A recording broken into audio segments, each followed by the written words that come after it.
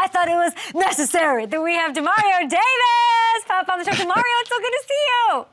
Hey, what's happening? What's happening? How you? I'm good. I'm blessed. You are too, of course. Like, it's just so nice Absolutely. to see your face. Love seeing you, and I love in those speeches. If you look at it behind you, it's just Jameis Winston, just like looking at you, like taking notes in his head. Like, this is how you do it. Yeah, that's my guy right there, man. James always gonna make sure you feel charged up. He's a good motivator for the team as well. He's like that in the locker room with everybody. He's always loud, vocal, and keeping guys full of energy, so it's fun. Now, when you do those pregame speeches, you inherited them from Drew Brees, of course. Are they off the dome, or are you sitting, like, writing in a notebook in the locker room while you're getting an IV drip before? Like, where do they come from? Hey, it's a little bit of all of it. It take a lot. I'm usually meditating on it and thinking, trying to make sure I got the right word. But there is like a little storyline if you follow, like if you go back to the beginning of the season to where we are now. There's a unique kind of cryptic code in there, and I want to see who's gonna figure it out first. Wait. Yeah. If you got to go back to the first one and follow all the way through, there's a little cryptic code. There's a little theme in there. What do you mean by cryptic code? Like Da Vinci Code? I'm like running through the Louvre trying to find clues? What are we talking about here? Yeah, you got to find the clues. It's all there. You got to go back and look at the first one and follow the series. Okay. It's something unique in there. I didn't know that.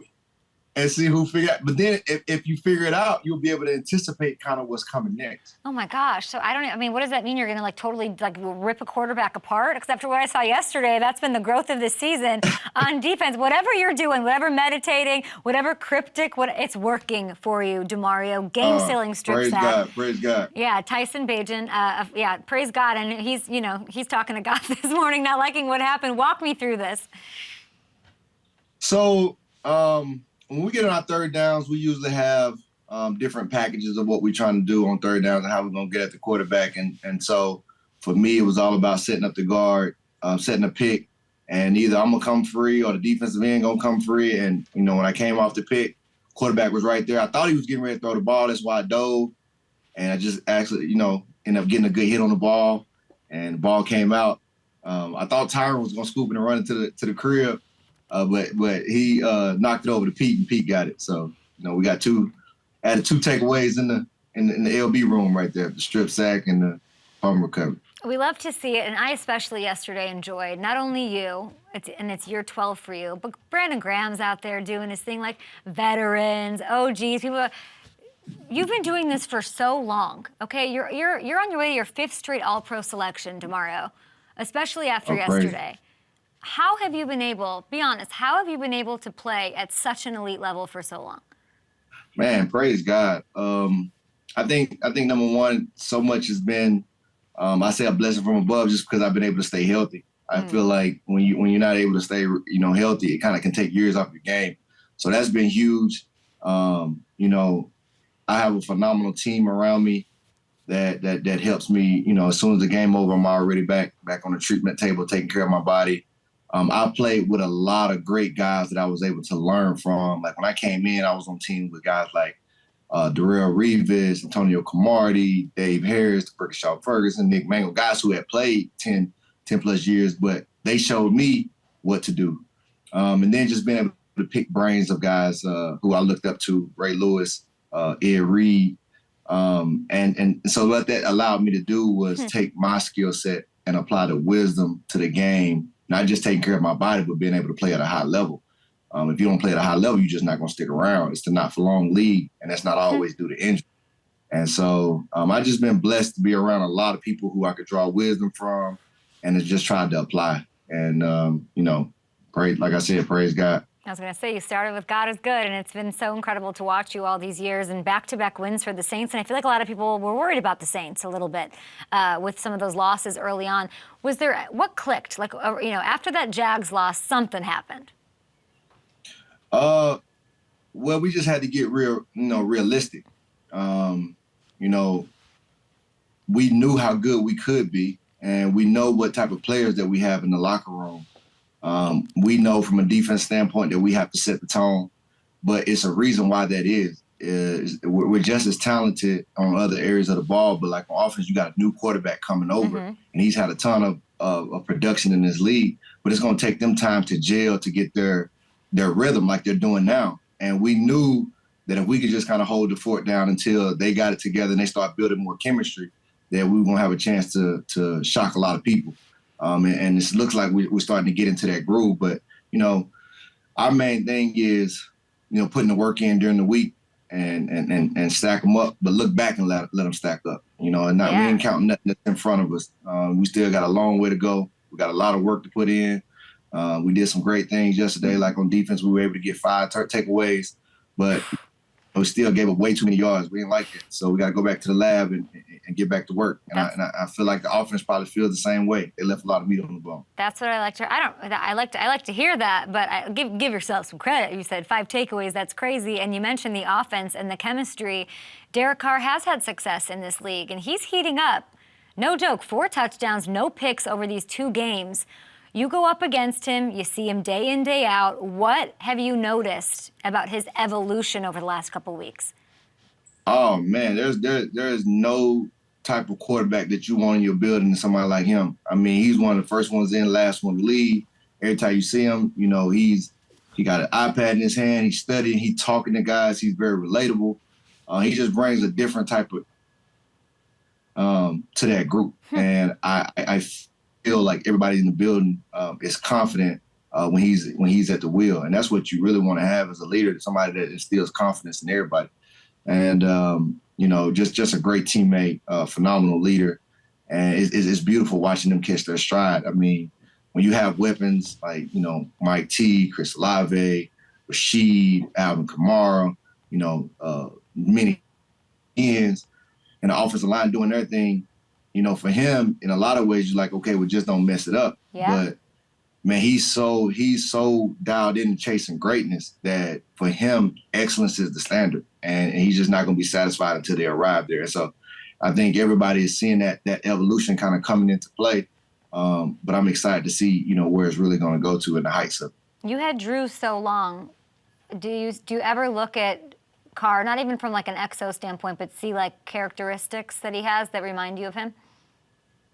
I mean, you see characteristics just because, greatness is going to mimic greatness, but 2 totally different players, 2 totally different leaders.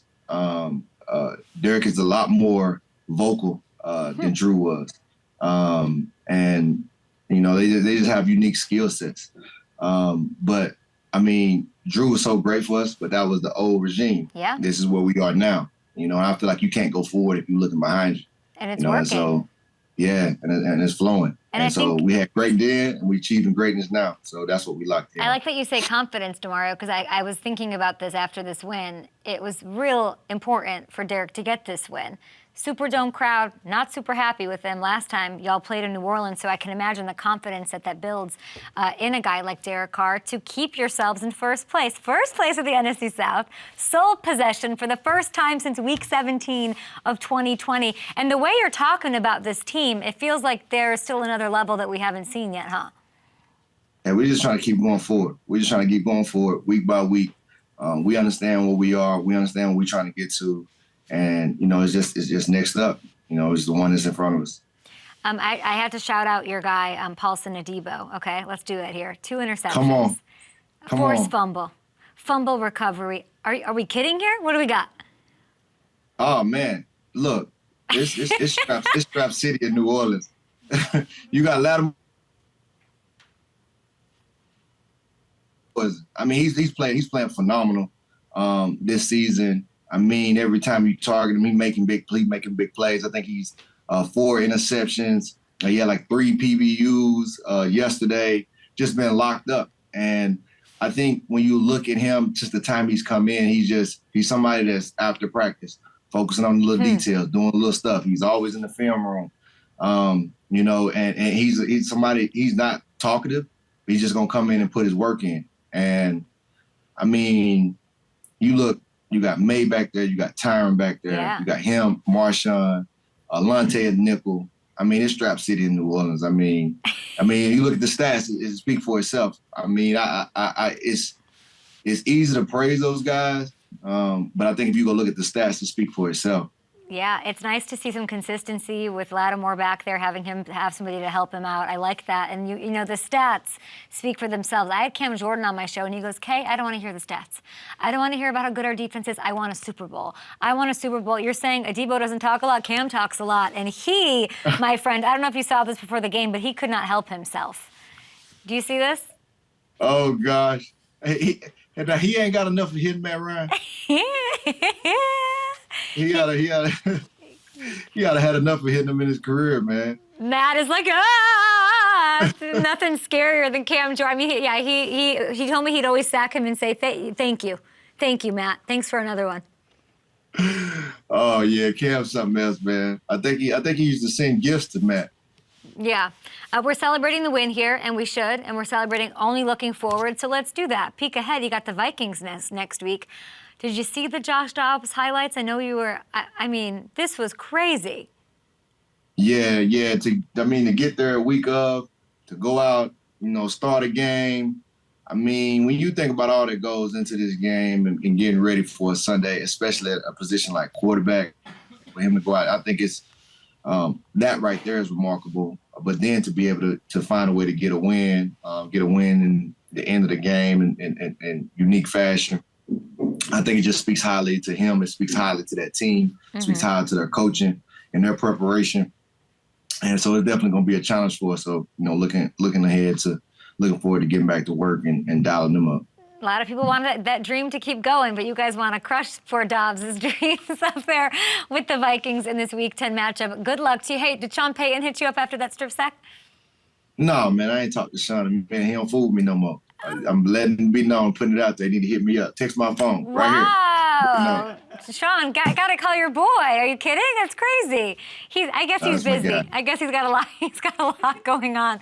Demario, yeah, everybody down there. Yeah. Congrats on the NFC South. The top of it, the top dogs to beat right now in that division, and of course on all the success and just an incredible career so far, and it's keeping on going. Go get that ring. Go get that ring. Appreciate it, Kay. You take care. Be blessed. You take care as well. You be blessed. We love talking to Demario Davis. There's no way anything better happens today during my day than getting to talk to him. He's like the best.